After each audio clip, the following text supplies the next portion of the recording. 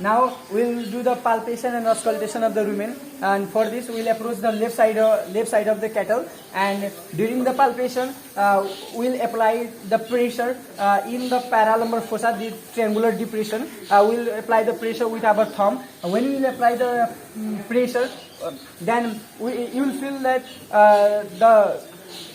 due to the relaxation and contraction, we will feel the back pressure.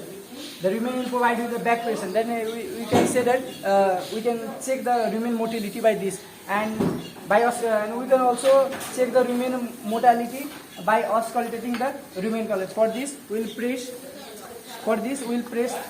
the diaphragm of the stethoscope in the paralumbar fossa, and we'll give the pressure, and